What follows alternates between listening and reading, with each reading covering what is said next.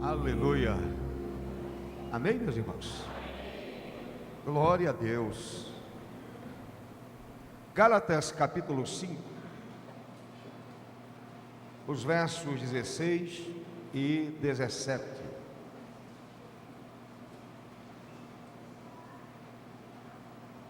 Meu tempo é até 11h30, então terei tempo suficiente para pregar. Não é? Fiquem bem à vontade, tranquilos, porque eu vou usar o tempo todo. Domingo eu usei o tempo pequeno, não é? Foi rapidinho, mas hoje não. Hoje eu vou usar o tempo todo, o tempo que está disponível. Então até 11h30. Se o irmão cansar, fique em pé, lava o rosto. 16, 17 de Gálatas capítulo 5. Digo, porém, andai no Espírito, e jamais satisfareis a concupiscência da carne. Porque a carne milita contra o Espírito, e o Espírito contra a carne, porque são opostos entre si, para que não façais o que porventura seja do vosso querer. Amém. Podem assentar. Fiquem bem confortáveis e nós vamos ouvir a palavra de Deus, a palavra do Senhor. Oremos. Amado Deus, em nome de Jesus, abre o nosso entendimento. Ilumina, Senhor, a nossa inteligência, a fim de que compreendamos a Tua palavra. Ela seja muito clara aos nossos ouvidos, aos nossos entendimentos. E assim, ó Deus, cresçamos em Cristo, cresçamos no conhecimento do Senhor. E certamente, quando lemos a palavra, expomos a palavra, somos alimentados. Alimenta a Tua igreja e faz a Tua vontade em nossas vidas, em nome de Jesus. Amém, Senhor. Amém. Digo, porém, andai no Espírito, e jamais satisfareis a concupiscência da carne. Porque a carne milita contra o Espírito, e o Espírito contra a carne, porque são opostos entre si, para que não façais o que porventura seja do vosso querer. Todos nós sabemos, todo crente em Cristo sabe perfeitamente que o Espírito e a carne, ou a velha natureza, quando eu falar carne, não fique pensando nessa parte física, não é?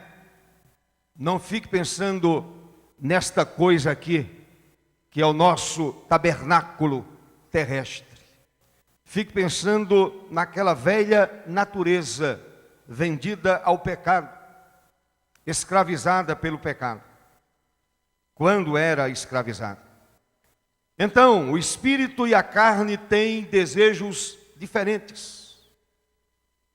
E é claro que isso gera conflitos na vida interior de cada pessoa nascida de novo. Conflitos tremendos. Esses desejos, meus amados, opostos, são ilustrados na palavra de Deus de várias maneiras. esses desejos opostos são ilustrados na palavra do Senhor de várias maneiras. Por exemplo, a ovelha é um animal limpo. E sendo um animal limpo, evita sujeira.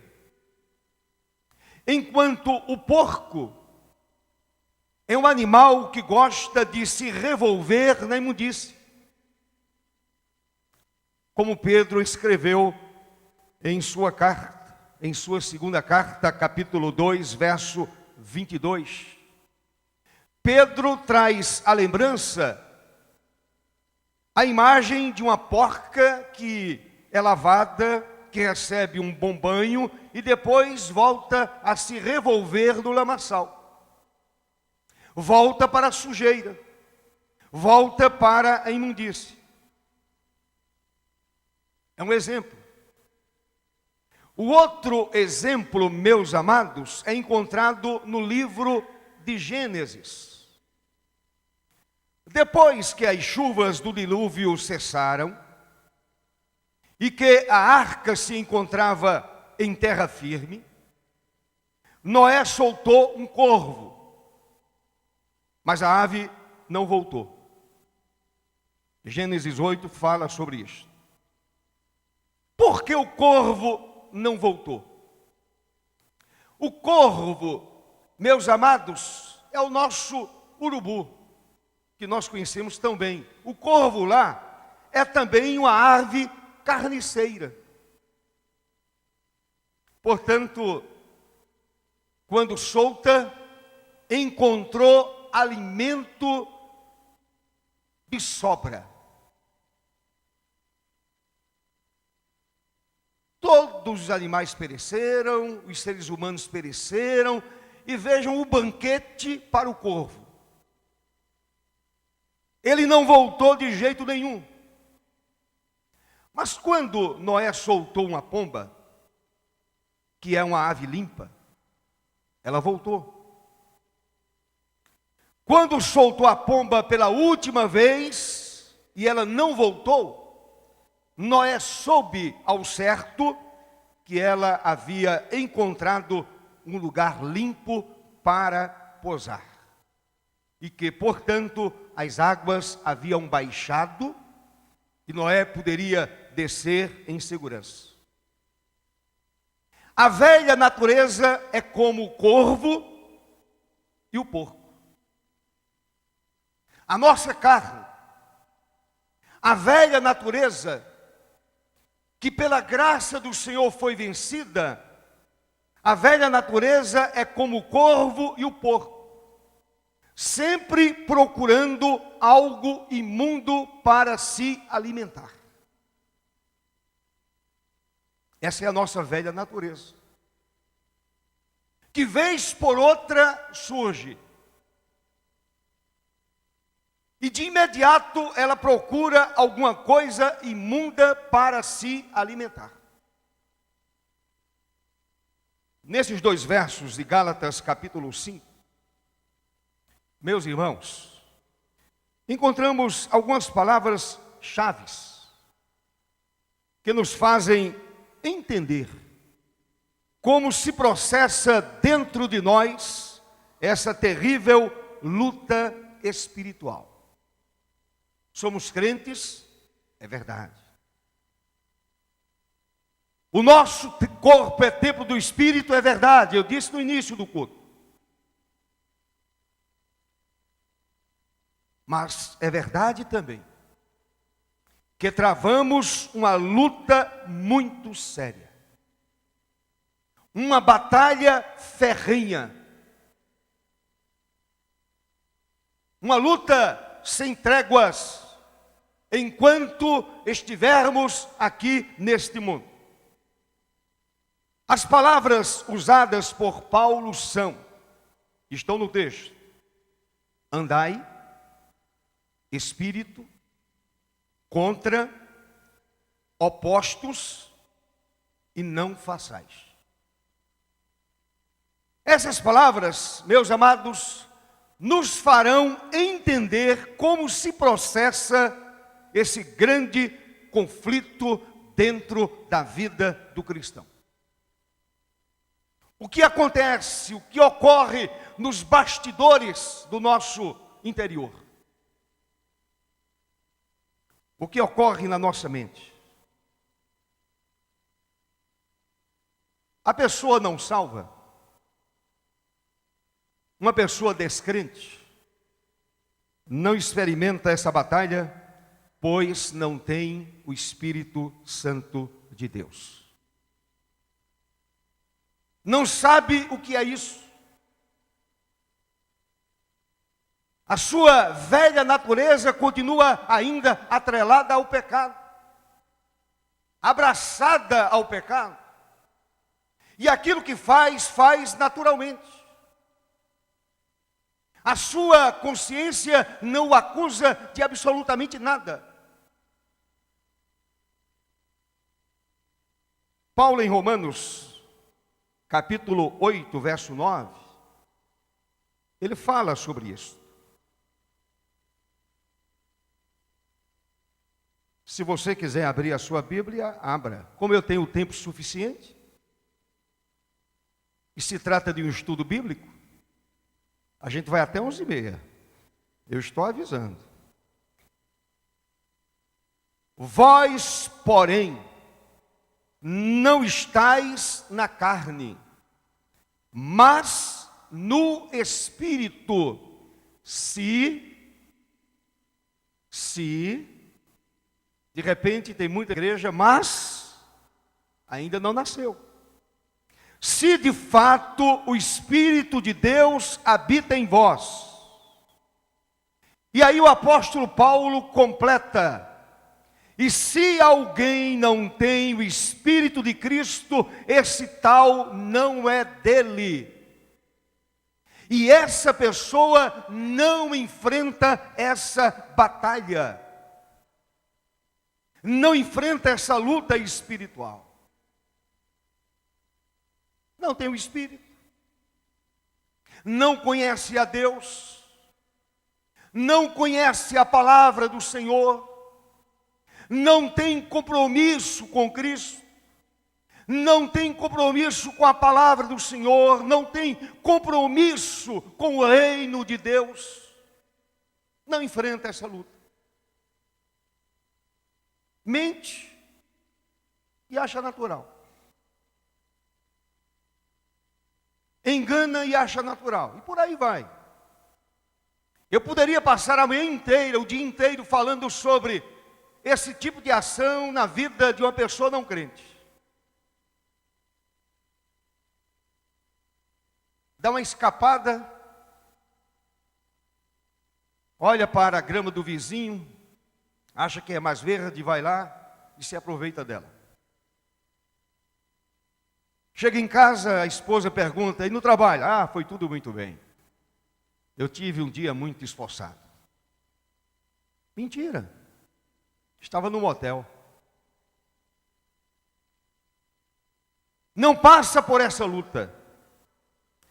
Então, meus amados, estudemos cada palavra para compreendermos a dimensão desse conflito. De repente, aquele que está em Cristo, aquele que conhece o Senhor, nem imagina a dimensão desse convite, desse conflito. Nem imagina qual é o tamanho desse conflito que há dentro da vida do cristão, na mente do cristão. Primeiro, Paulo diz assim, no verso 16: andai no Espírito. O crente aqui é exortado a andar no Espírito. É interessante, irmãos, quando a gente olha para o original. A forma grega mostra que se trata de um mandamento que deve ser obedecido. Assim como enchei-vos do Espírito. É um mandamento que deve ser obedecido. Paulo está dizendo: conduzi-vos constantemente no Espírito. Como eu poderia explicar isso? Graficamente, essa condição pode ser representada por um pontinho dentro de um círculo. Um ponto que é a minha vida, a sua vida, dentro de um círculo. Portanto, o ponto está na esfera do círculo. Daí a razão de Paulo dizer a mim e a você: conduza a sua vida constantemente no Espírito. Nunca esqueça isso. Então, meus amados, a exortação de Paulo: conduzi-vos constantemente na esfera do Espírito, é, em outras palavras, o seguinte, e preste atenção: determinai cada pensamento, palavra ou ação pela liderança do Espírito, por intermédio da palavra. E pensai cada pensamento, dizei cada palavra e fazei cada ação numa atitude de completa dependência de energia capacitada pelo Espírito Santo de Deus. Isto é viver no Espírito. Cada pensamento, cada palavra, cada ação, tudo em completa submissão ao Espírito Santo de Deus. É assim que o crente verdadeiro anda no Espírito. O crente nascido de novo, o crente compromissado com Deus, anda desta maneira. Não é apenas emoção de alguns momentos. Tem muita gente que anda pelas emoções. Não é a emoção de alguns momentos. Um momento especial de culto. E todo mundo se alegrou, levantou as mãos, pulou, louvou. Pode até acontecer. Mas andar no Espírito é determinar cada ação, cada palavra, cada pensamento, tudo aos pés do Senhor, tudo nas mãos do Senhor, tudo na dependência do Espírito Santo de Deus.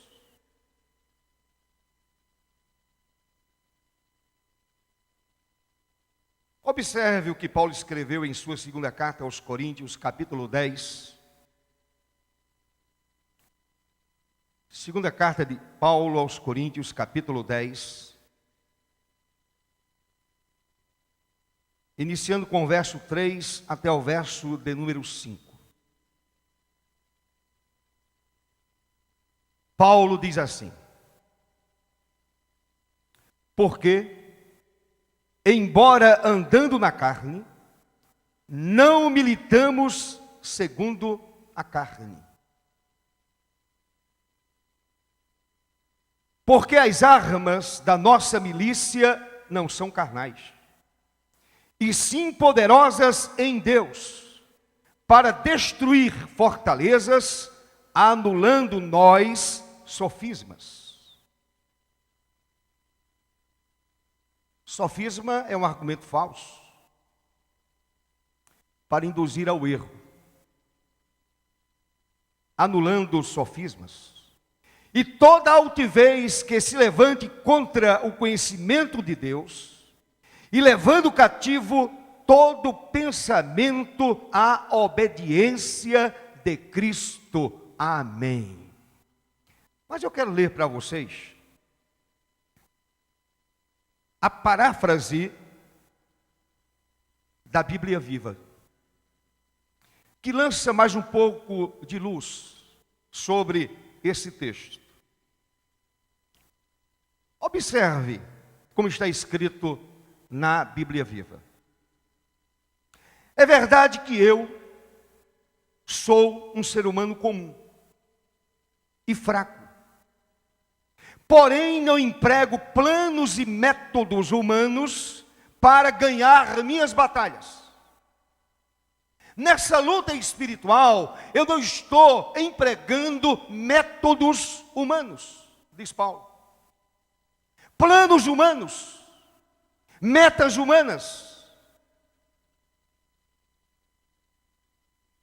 Uso poderosas armas de Deus, e não as que são feitas por homens, para derrubar as fortalezas do diabo. Verso 5. Estas armas podem derrubar todo argumento arrogante contra Deus e toda muralha que possa ser erguida para impedir os homens de encontrá-lo.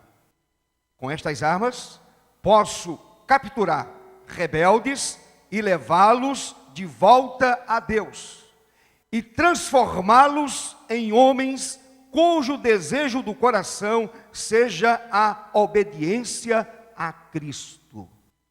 Foi o que aconteceu conosco. O Senhor nos capturou através de sua palavra, através da mensagem do Evangelho. E agora, pela sua graça, estamos salvos. Porém, enfrentando esta luta, meus amados irmãos. Quem anda no Espírito não satisfaz a concupiscência da carne, diz Paulo. Quem anda no Espírito, quem compreende esse andar novo, quem compreende que andar com Deus é diferente, não satisfaz a concupiscência da carne. E isto é promessa do Senhor para nós. Esta é a promessa do Senhor para nós. A carne não domina quem anda no Espírito. Mais uma vez eu digo, a palavra carne, neste caso, se refere à velha natureza caída e depravada, com a qual nascemos. Todos nós nascemos com essa natureza caída e depravada. Davi deixa isso bem claro. Eu fui formado em iniquidade, e em pecado me concebeu a minha mãe. Portanto, todos nós nascemos com esta natureza depravada, cujo poder foi quebrado quando fomos resgatados e salvos pela graça do Senhor. Amém, meu irmão? A palavra concupiscência, neste verso 16, tem um sentido mais intenso do que simples desejo.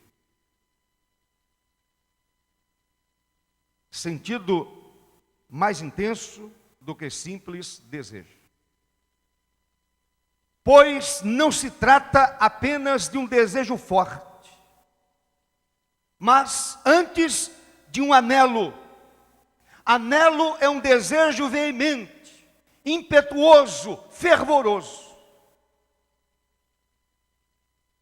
Portanto, a velha natureza anela, sente esse desejo impetuoso pelas coisas que satisfazem a velha natureza. Porém, na medida em que determinamos nossa conduta por aquilo que o Espírito Santo nos leva a fazer, jamais cumpriremos os anelos da natureza caída. Quando ando no Espírito, quando permito que o Espírito Santo dirija a minha vida, dirija os meus passos, os meus pensamentos, as minhas palavras, as minhas ações, a velha natureza não tem vez. Ela fica quietinha, mortificada, anulada, porque estou entregando a direção da minha vida ao Espírito que vive dentro de mim. Amém, meu irmão?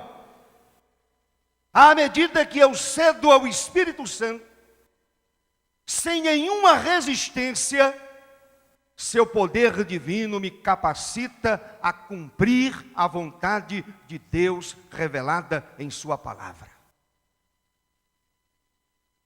E os versos 24 e 25 de Gálatas 5 afirmam o seguinte. Pode olhar para os versos 24 e 25. Que está dentro do contexto do ensino de Paulo. E os que são de Cristo, observem, fizeram o quê? Como está aí? Vamos ler.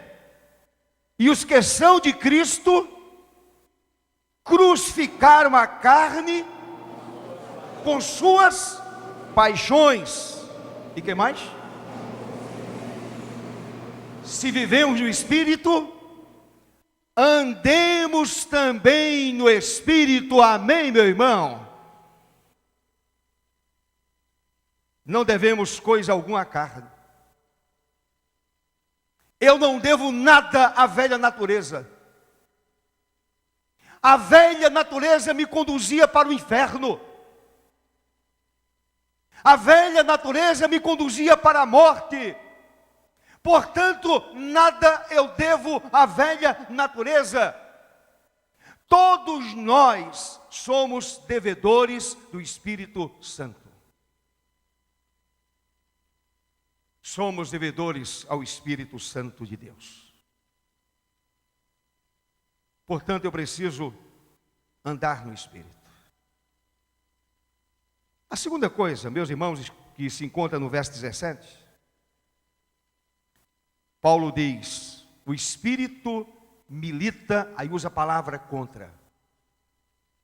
O Espírito milita contra a carne. A palavra milita é a mesma que no verso 16 é traduzida como concupiscência. Portanto, a carne tem forte desejo, ou a velha natureza tem forte desejo contra o Espírito. Não é o meu espírito, a minha alma, o meu pensamento. A velha natureza tem forte desejo contra o Espírito Santo. Daí a luta. Daí essa briga terrível. A palavra contra vem de uma preposição grega que literalmente quer dizer para baixo. Essa é a ideia no grego. Para baixo. A ideia envolvida é de derrota. Isto é, a carne quer nos levar para baixo, para a derrota espiritual. A velha natureza não gosta de um crente que anda no Espírito.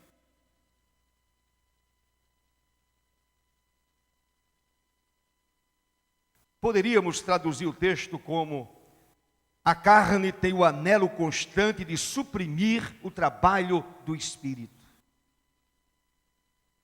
O espírito trabalha, e a velha natureza tem esse anelo, esse desejo fervoroso de suprimir a ação do espírito na minha vida e na sua vida. Por esta razão, nós cometemos tantos erros.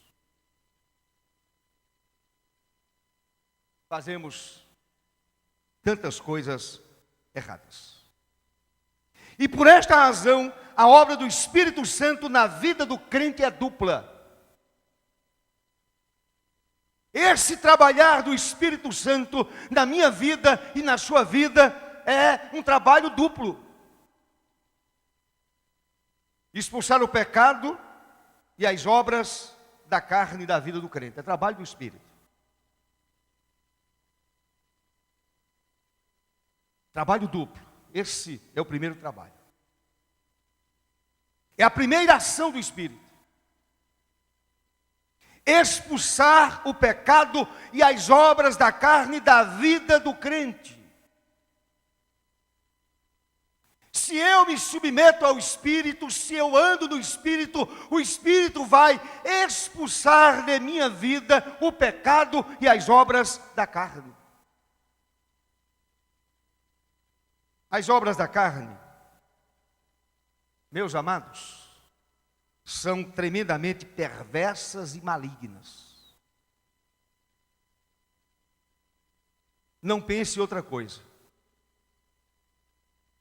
Não imagine que as obras da carne são coisas suaves. São perversas e malignas. Neste mesmo capítulo 5 de Gálatas, Paulo apresenta uma relação de algumas obras perversas da carne. O apóstolo Paulo apresenta esta relação, meus queridos irmãos, desta obra perversa da carne. Desta obra perversa da natureza caída do homem.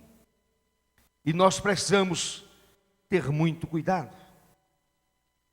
Voltemos para Gálatas capítulo 5.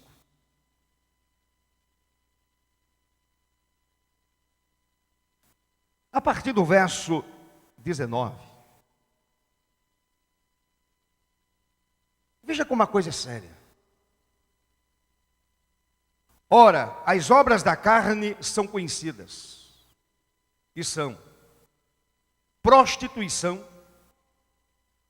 impureza. E eu quero parar aqui um pouquinho. Seria outro estudo, mas eu quero explicar algumas coisas. Prostituição, impureza. A palavra grega usada por Paulo significa imundície, refúgio. Porém, neste contexto, certamente Paulo tinha em mente as impurezas sexuais praticadas com tantas variedades indefinidas.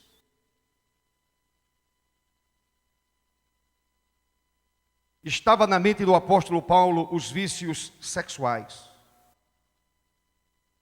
Estou em foco aqui a homossexualidade, o abuso das funções sexuais, que corrompem o indivíduo a ponto de torná-lo espiritualmente imundo. É aquele crente que não consegue andar no espírito, e aí cede à impureza da carne,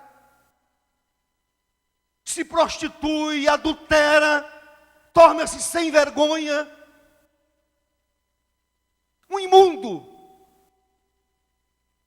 Paulo está dizendo exatamente isso. O grego é muito forte, a expressão de Paulo é muito dura.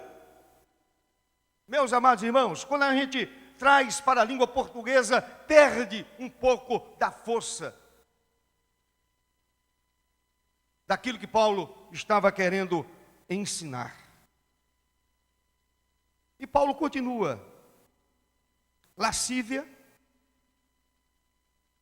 sensualidade exagerada. Eu fico imaginando o apóstolo Paulo ministrando em algumas igrejas dos nossos dias.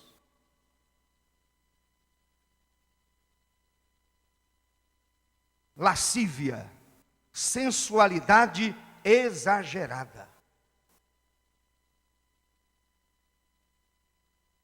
Eu vou jogar um charme. Eu quero aquele sujeito, eu vou jogar um charme para cima dele. Eu vou ser bem sensual. Isso é lascívia. Sensualidade exagerada. Aí Paulo continua com essa lista horrorosa: idolatria, feitiçarias, inimizades aqui no plural, significando muitas modalidades de ódios contra Deus e contra os homens. Porfias, que tem o sentido de contendas. Mas Paulo aprofunda mais ainda. Paulo diz que é uma mente hostil, que cria problemas os mais inesperados entre as pessoas, resultando em dissensões e divisões. Em outras palavras, Paulo está dizendo, é uma pessoa doente, uma mente adoecida, que cria problemas inesperados entre as pessoas. Tudo está bem e de repente aquela pessoa cria uma confusão. Então Paulo diz que isso é horrível, é a porfia. E a lista continua: ciúmes, iras. Certamente Paulo queria destacar aquelas explosões de ira que criam sentimentos de hostilidades contra o nosso próximo. Explosões de ira. Não tem gente assim? Quem anda no Espírito consegue dominar esse bicho. Consegue domar essa coisa. Quem permite o Espírito Santo dirigir a sua vida, essa ira é completamente dominada para a glória de Deus. Amém, meu irmão? Discórdias, que causa divisões e partidarismo. A igreja de Corinto sofreu com esse tipo de coisa, com discórdias. Uns diziam, eu sou de Paulo. Aí outro grupo se apresentava dizendo, não, nós somos de Apolo.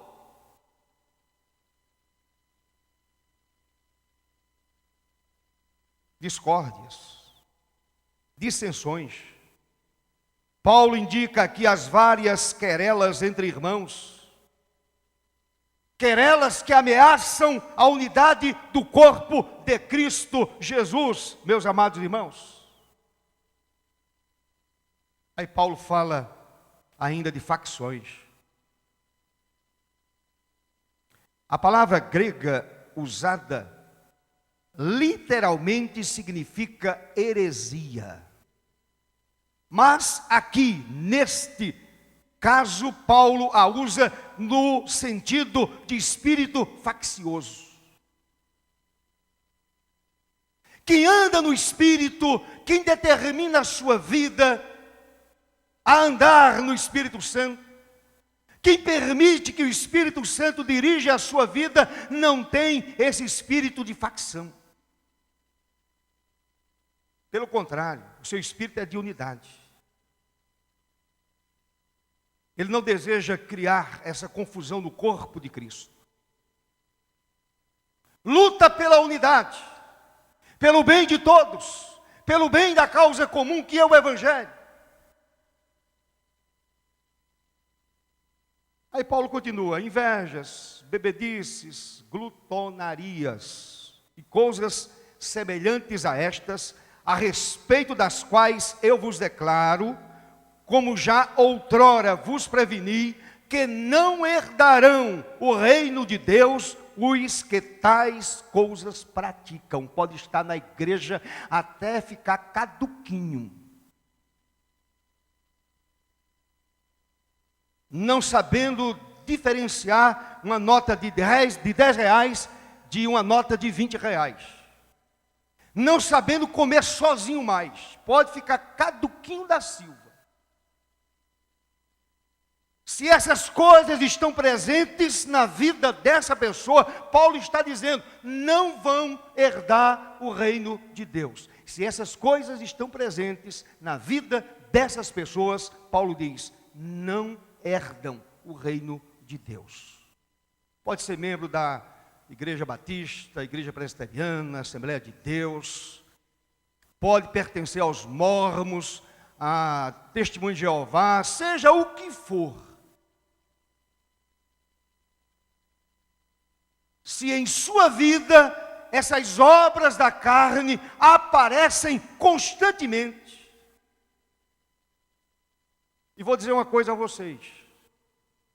Paulo, é claro, não está falando de um ato pecaminoso, de um ato isolado.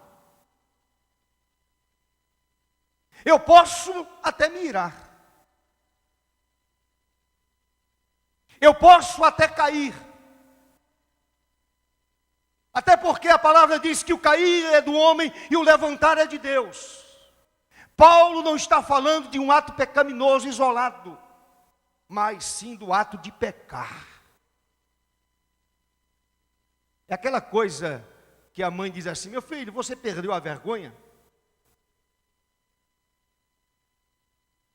O sujeito é exortado, a palavra o exorta, o pastor o exorta, o irmão o exorta e ele continua praticando a mesma coisa.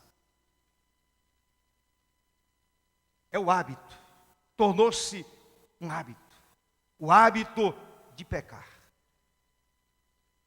Isto é, as obras da carne são praticadas como hábito normal pelo indivíduo. Não há diferença entre ele e aquela pessoa descrente. E vão um pouco mais além. De repente, aquela pessoa está no meio, no arraial do povo de Deus, porém não pertence a Deus. E aí eu vou entender aquela palavra de Jesus. Eu não vos conheço. Senhor, em teu nome eu preguei. Senhor, em teu nome expulsei demônios. Senhor, em teu nome muitas vidas foram curadas, enfermidades foram retiradas. Senhor, Senhor, Senhor, em teu nome. Aí o Senhor olha, não vos conheço. Quem são vocês? Deixa eu dar uma olhada aqui. Qual o seu nome, fulano? Ah, consta não. Não conheço você. Não sei nem quem é você. Não conheço a sua vida.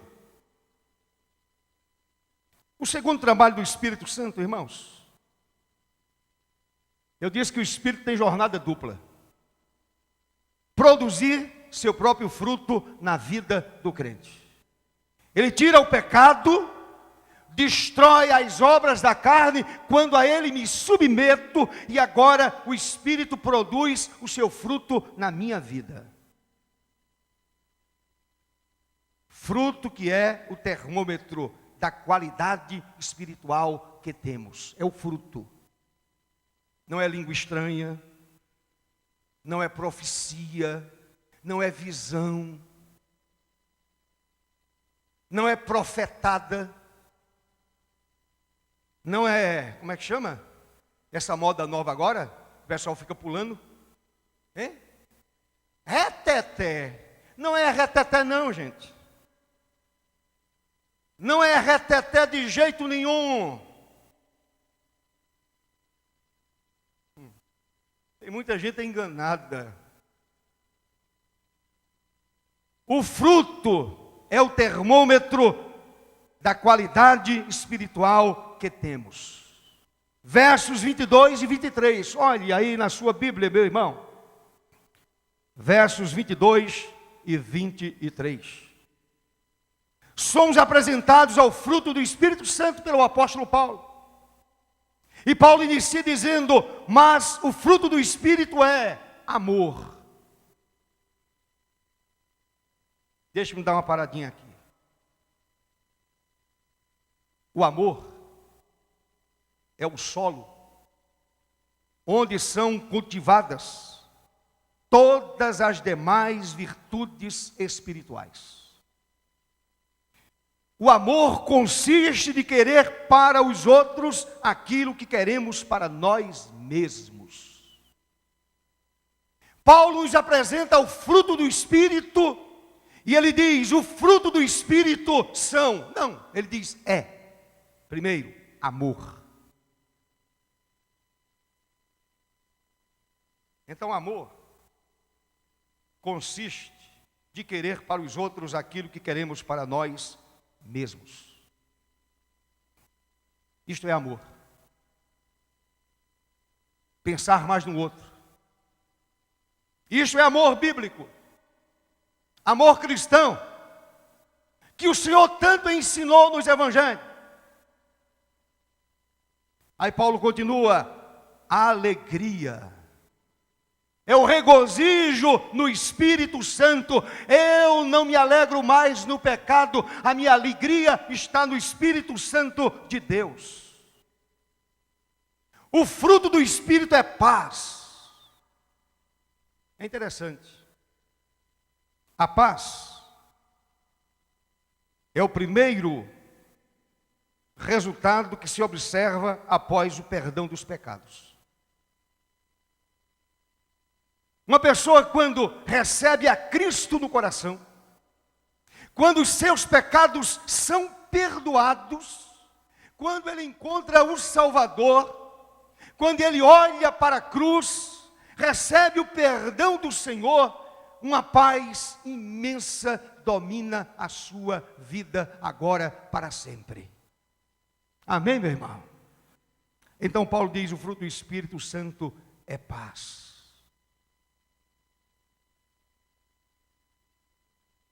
Não há desespero, não há angústia, somente paz. Longanimidade. Um pensador afirmou que a longanimidade é a paciência que nos permite subjugar a ira e o senso de contenda, tolerando as injúrias. A semelhança de Jesus, tão injuriado, porém não abria a sua boca.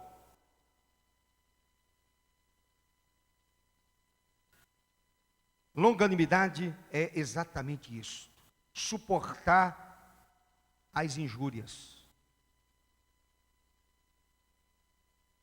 Aí Paulo continua: benignidade. O crente que possui essa qualidade é gracioso, é gentil para com seus semelhantes, não se mostrando inflexível e exigente. É interessante.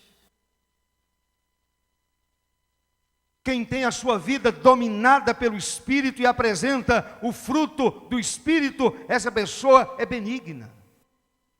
É uma pessoa graciosa, é uma pessoa gentil. Não é uma pessoa inflexível, não é uma pessoa exigente demasiadamente. E Paulo continua: bondade. Lutero fez o seguinte comentário: uma pessoa é bondosa quando se dispõe a ajudar aqueles que estão em necessidade. Essa pessoa está apresentando o fruto do Espírito Santo. Lutero afirma isto: bondoso é aquele que se dispõe a ajudar aquela pessoa que está precisando, aquela pessoa necessitada. Fidelidade. confiança absoluta em Jesus Cristo. Mansidão. A mansidão, meus amados, é resultado da verdadeira humildade.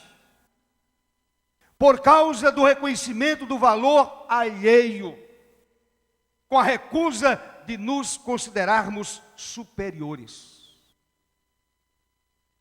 Neste contexto aqui, o fruto do Espírito dá essa ideia de humildade. A mansidão é esta humildade. Os outros são superiores a mim.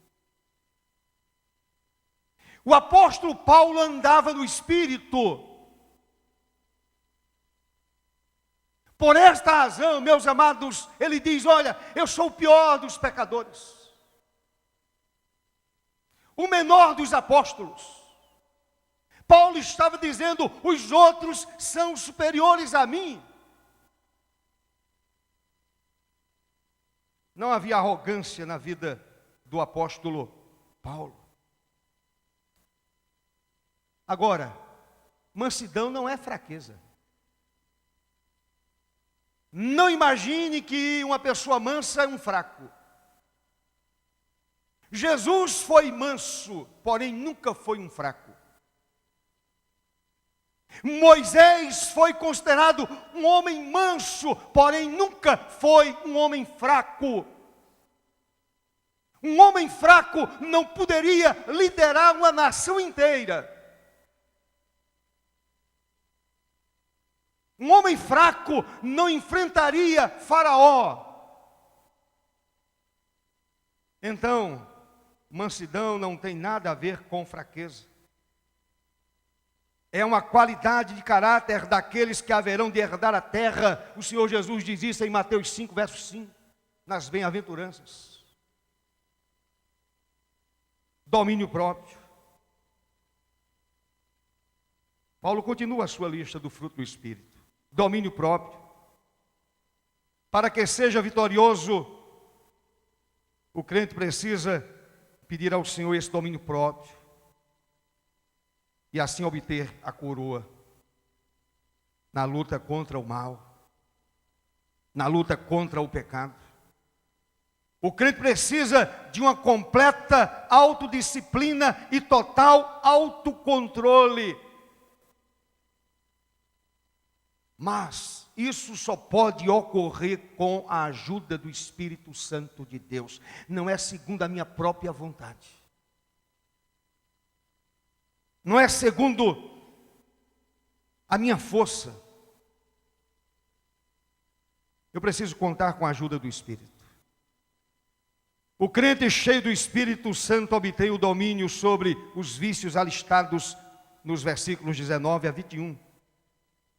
Aí Paulo diz, mais adiante: contra estas coisas não há lei. Isto é, o que é produzido pelo Espírito de Deus dentro do sistema da graça divina jamais poderia ser condenado pela lei de Deus ou dos homens. Ora, uma pessoa que apresenta em sua vida o fruto do Espírito não é condenado nem mesmo pela lei dos homens. A sociedade não o condena. Pode até matá-lo pela sua fé ou por causa de sua fé. Mas não porque tem uma vida insubmissa, desrespeitosa, uma pessoa que enfrenta a lei, passa por cima da lei.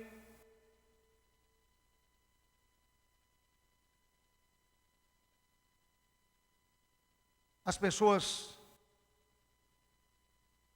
podem até tirar a vida de um crente que anda no Espírito, mas não tira por conta dessas qualidades apresentadas. A sua vida é tirada por causa da fé, por causa do Evangelho de Cristo Jesus. Agora, irmãos, nós devemos entender que o Espírito Santo de Deus deseja suprimir as obras da carne. Ele deseja suprimir a nossa natureza caída. Nós temos um aliado, não estamos sozinhos. Não estamos à mercê da nossa própria sorte ou da nossa própria força. O Espírito Santo de Deus é o nosso aliado contra as obras da carne. E aí apresenta a nossa vida o fruto do Espírito Santo. E quando eu permito o Espírito Santo me dominar, esse fruto aparece naturalmente em minha vida. No versículo 25 de Gálatas 5, Paulo diz: se vivemos no Espírito, andemos também no Espírito. Em outras palavras, Paulo está dizendo: acompanhemos o passo do Espírito, sem correr na frente, nem ficar para trás. Para isso precisamos da palavra, da oração, da adoração, do louvor e da comunhão com o povo de Deus. Terceiro ponto que eu quero colocar nesta manhã, a gente vai usar a palavra opostos. Estão cansados? Eu tenho uma hora ainda. Uma hora. Eu estou gostando, eu estou aprendendo, irmãos. É maravilhoso. Eu estou aqui me deleitando com o que eu estou dizendo a vocês. Eu estou aprendendo e fazendo bem à minha alma. Não pensem em vocês que eu também não me alimento. Eu estou me alimentando. Eu estou bebendo. Eu estou, olha, recebendo de Deus, recebendo do Espírito, recebendo da palavra de Deus, recebendo essa palavra que traz ao meu coração tanto consolo, tanta esperança, tanta alegria, tanto prazer. E aí eu começo a servir a Deus com muito mais alegria em nome de Jesus. Amém, meu irmão? Mas fique em pé um minutinho para você descansar. Descanse os bancos. Estão cansados? Mais 20 minutos eu termino. 20, 25, 30 minutos eu termino. Isso. Descanse um pouco, respire um pouco. Porque quando a gente se dispõe a estudar a palavra de Deus, a gente precisa estar com os ouvidos atentos e com vontade de aprender. Eu fico imaginando se vocês tivessem nascido na época dos chamados puritanos.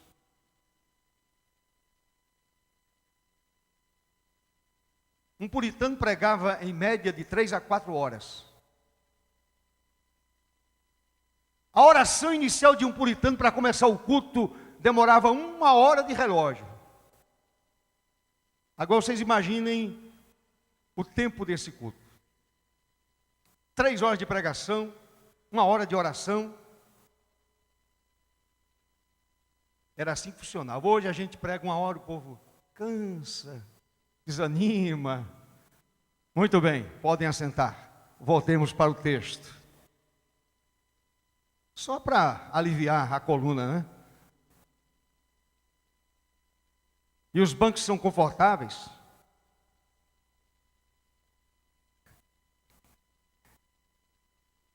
Aí Paulo usa outra palavrinha, opostos. Verso 17. Paulo diz: são opostos entre si. Meus irmãos, o espírito e a carne são recíprocos em seu antagonismo. Se a natureza carnal tem raiva do espírito, o espírito também não simpatiza com as coisas da carne. A palavra opostos, e preste atenção a isso, fala de uma atitude permanente de oposição um contra o outro. Tanto por parte da carne, velha natureza, como por parte do Espírito Santo. E aí eu fui estudar um pouquinho mais. Aí fui, mais uma vez, atrás do grego. O termo grego dá a ideia de dois exércitos em campos opostos. Imagine aí mentalmente dois exércitos em campos opostos. Ontem eu estava vendo um filme histórico sobre a Revolução Americana na luta contra os ingleses. Aí, eu vendo aquele filme, me veio na mente exatamente o que Paulo diz aqui. Dois exércitos em campos opostos. E naquele tempo, um marchando contra o outro. Mas aqui Paulo fala de trincheiras. A ideia aqui é de uma luta de trincheiras. Portanto, o termo grego dá a ideia de dois exércitos em campos opostos, cada qual cavando suas trincheiras. Quem é militar, quem já foi militar, sabe o que é trincheira. O que é uma trincheira? Os militares aqui. O que é uma trincheira?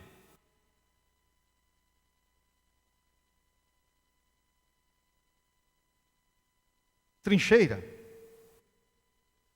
é a escavação no terreno para que a terra escavada sirva de parapeito aos combatentes. Isso é uma trincheira. Você vai cavando e aquela terra serve de parapeito. E ali os soldados põem também madeira. E eles ficam ali protegidos.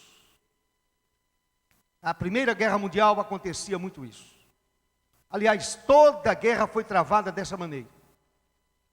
E quando era para atacar a trincheira do outro, soava um apito, os soldados saíam da trincheira e avançavam contra o inimigo. Essa é a ideia de Paulo. Dois exércitos que são opostos e que estão dentro das suas trincheiras. Essa é a ideia do apóstolo Paulo aqui, meus queridos irmãos. Portanto, a trincheira assegura o terreno. A pessoa fica ali segura. É uma luta de trincheiras. A trincheira assegura ao guerreiro um bom período de resistência. Portanto, a velha natureza cavou a sua trincheira. E por isto resiste ao Espírito Santo. É uma guerra de trincheiras. Essa é a ideia do grego. Então saiba, meu irmão, que o espírito e a carne, a velha natureza, são duas forças conflitantes. São dois reinos opostos. E o crente se vê dividido entre essas duas tendências, visto que possui em si mesmo as duas naturezas. Essa é a luta.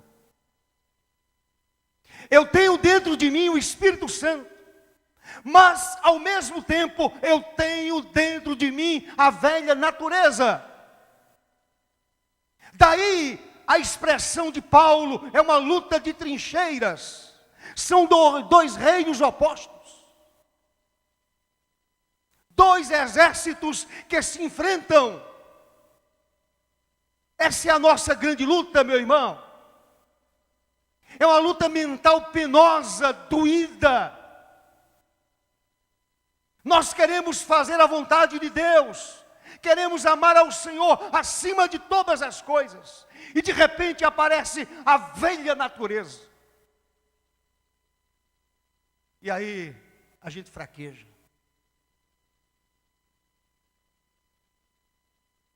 Essa é a nossa luta. O velho homem e o novo homem. O velho homem ainda desejando as coisas da carne. Aquilo que satisfaz ao prazer da carne. E o novo homem querendo somente agradar a Deus. Querendo somente amar a Deus, andar segundo a vontade do Senhor. Essa luta prossegue incessante no coração de todo filho de Deus, de todo crente. Essa ferrenha luta só terminará por ocasião de nossa passagem para o céu. Quando chegarmos do céu, acabou-se essa luta. Enquanto estivermos aqui, enfrentamos essa luta constantemente, diariamente, meus amados. E finalmente, o quarto ponto, Paulo diz, para que não façais. Aí Paulo usa a palavra façais. Para que não façais, que está aí no verso de número 17. E aí eu vou pedir a paciência dos irmãos, somente um pouquinho mais. Porque aqui eu quero explicar um pouco mais. O Espírito Santo é a provisão divina. É a pessoa que nos capacita a alcançarmos a vitória sobre o pecado. Eu não alcanço a vitória sobre o pecado usando as minhas forças, usando meus planos, as minhas táticas. O Espírito Santo é a provisão de Deus. É essa provisão que me dá a condição de vencer na luta contra o pecado. Eu peguei um comentário de Lutero. Lutero ouviu de um amigo dele, que era um doutor em teologia, o seguinte. Aquele amigo dele, conversando sobre esse assunto aqui, ele diz a Lutero o seguinte: Lutero, já prometi a Deus por 1000 vezes que me tornaria um homem melhor. Mas nunca pude cumprir essa promessa. Por quê? Era um teólogo, um doutor, conhecia tão bem as Sagradas Escrituras. Ele diz, Lutero, eu prometi a Deus por 1000 vezes que me tornaria um homem melhor, mas nunca pude cumprir essa promessa. Nunca pude cumprir. De agora por diante, continua aquele homem, não farei mais votos semelhantes. A experiência me tem ensinado que não posso cumprir tais votos, a menos que Deus seja misericordioso para comigo por amor de Cristo, e me conceda a força necessária para vencer o pecado e permanecer em pé diante do Senhor, aleluia. Quem capacita é o Espírito Santo. Não é o conhecimento intelectual. Era doutor, conversando com outro doutor. Ambos professores. Ambos crentes. Lutero havia entendido. Aquele homem ainda não.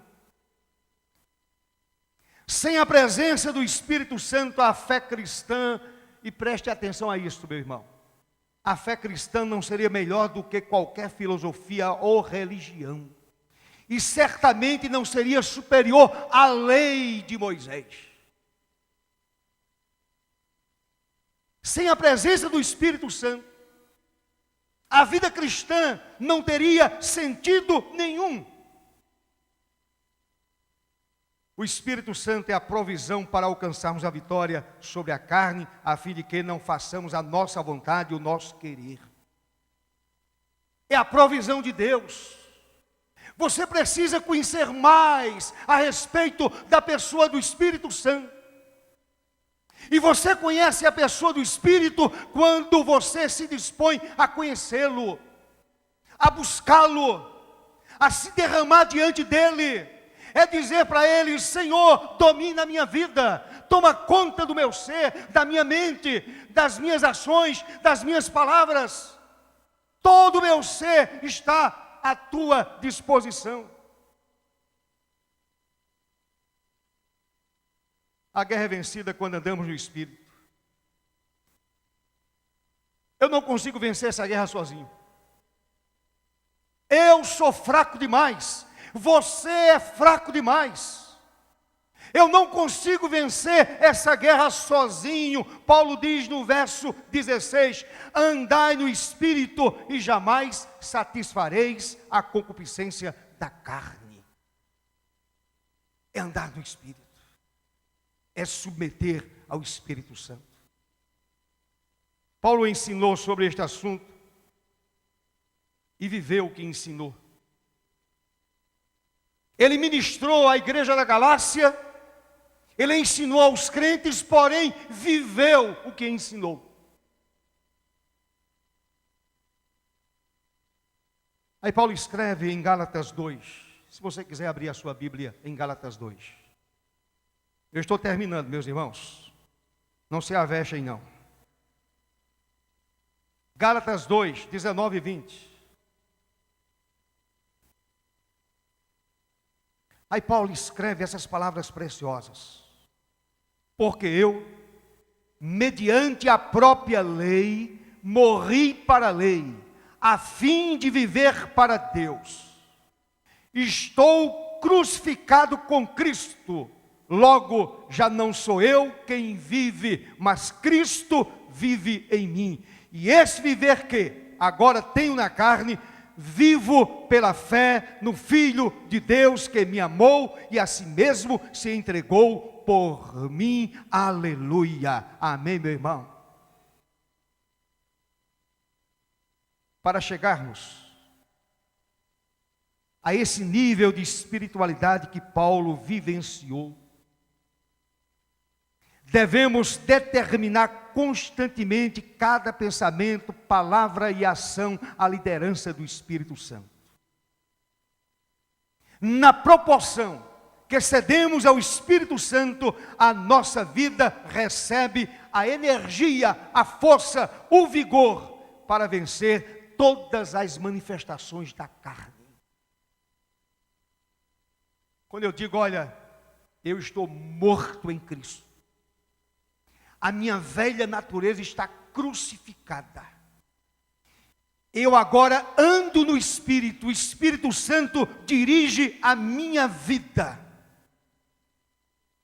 Mediante a força do Espírito, mediante o poder do Espírito Santo, eu tenho condições de vencer todas as manifestações da carne, em nome de Jesus. Amém, meu irmão? Romanos 12, 1 e 2, nos falam sobre isso. Não podemos ceder à velha natureza. Devemos nos dedicar ao estudo da palavra, da Bíblia, para envolver todo o nosso ser com o estudo da palavra, envolver a nossa mente. É o que Paulo diz em Romanos 12, 1 e 2. Paulo diz: rogo-vos, pois, irmãos, pelas misericórdias de Deus, que apresenteis o vosso corpo por sacrifício vivo, santo e agradável a Deus, que é o vosso culto racional. E não vos conformeis com este século, mas transformai-vos pela renovação da vossa mente. E aqui só quem entra é o Espírito Santo de Deus. Eu preciso permitir que o Espírito Santo renove a minha mente. Com qual objetivo? A fim de que eu experimente a boa, agradável e perfeita vontade de Deus. Amém, meu irmão? Na carta aos Efésios, capítulo 6, Paulo ensina sobre a armadura de Deus. E no verso 17 ele menciona a palavra do Senhor. E no verso 18 lemos: com toda oração e súplica, orando em todo tempo no Espírito. Somente assim eu consigo vencer as inclinações da carne. Somente assim, meu irmão.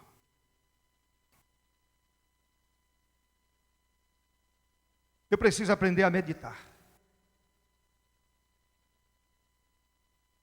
Nós não meditamos na palavra. A gente amanhece o dia e abre assim um texto rapidamente. O que anda em justiça, fala o quê? Eu preciso meditar. Senhor, eu não compreendi esta escritura, me ensine, ilumina a minha mente, abre o meu entendimento. Outro dia eu ouvi o reverendo Hernandes, parece-me que foi o reverendo Hernandes, dizendo assim: eu li um texto, uma vez, duas, 3, 4, 5, 10, e não compreendi aquele texto. Voltei a ler o texto, e meditar sobre o texto, e pensar sobre o texto. Meditar é pensar. O que Paulo está querendo ensinar, o que a Bíblia está ensinando aqui, o que Jesus está ensinando, o que Pedro está ensinando. Como posso aplicar a minha vida? O sentido é este. Não é somente o conhecimento intelectual. Como eu posso aplicar o texto à minha vida? Qual é a relevância desse texto para a minha vida hoje, agora, neste momento? Então, meditar significa ficar no aguardo da iluminação divina. Se você abrir a sua Bíblia em Efésios 1, 17 e 18, Paulo diz assim: para que o Deus de nosso Senhor Jesus Cristo, o Pai da glória, vos conceda espírito de sabedoria e de revelação, no pleno conhecimento dele, iluminados os olhos do vosso coração, da vossa mente, para saberdes qual é a esperança do seu chamamento.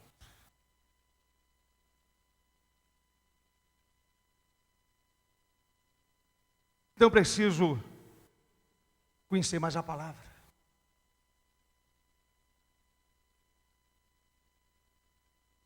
Eu preciso me dedicar mais a Deus através do Espírito. E quando faço isso, eu consigo vencer a inclinação da velha natureza. Por isso Paulo diz: para que não façais. Aprendam isto, vivam desta forma. E vocês não vão fazer a vontade da carne, vocês não vão fazer a vontade da velha natureza.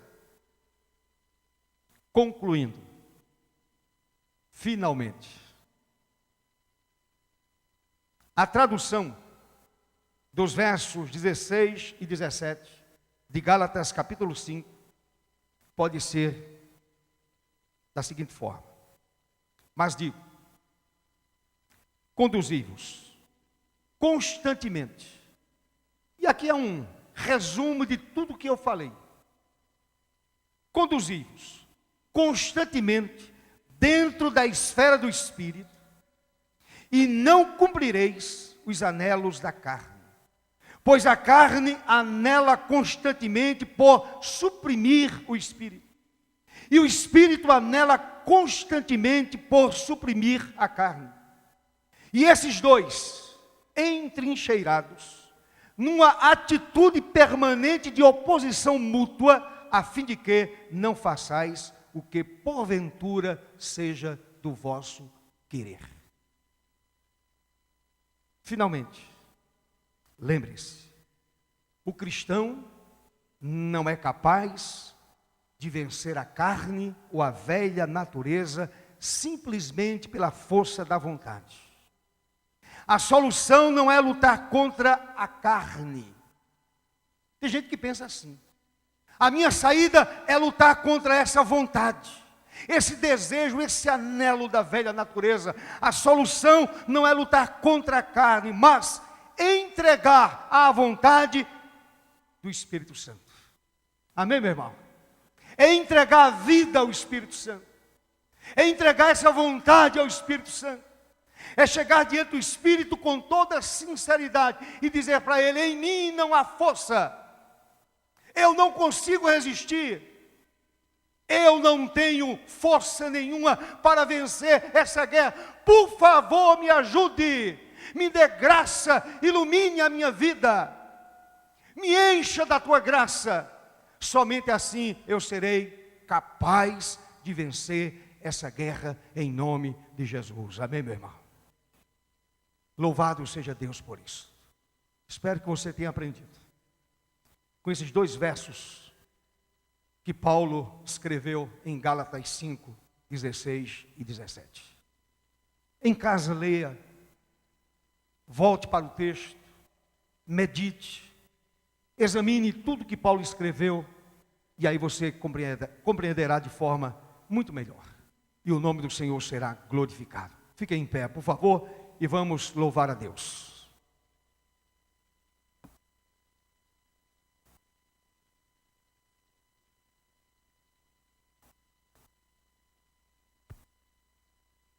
Terminei antes do tempo, viu? Faltam 10 para 11 horas. Preguei pouco.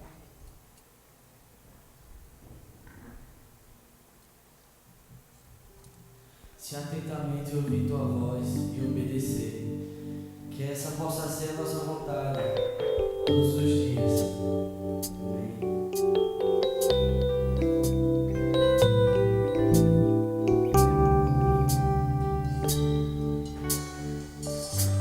Se atentamente eu ouvir a tua voz e obedecer, seguir os teus passos e jamais me desviar. Se o meu coração se achar sempre puro e fiel a ti, se a tua vontade sempre for o meu prazer,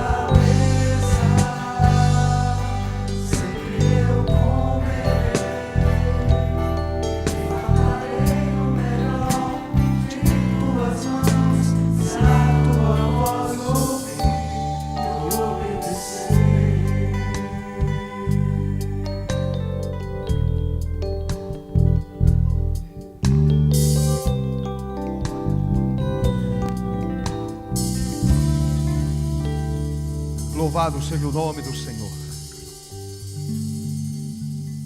Meu querido irmão, guarde na sua mente aquela imagem que mencionei no início. A velha natureza é semelhante ao corvo, é semelhante ao porco. São dois exércitos que estão em oposição. É uma luta de trincheiras.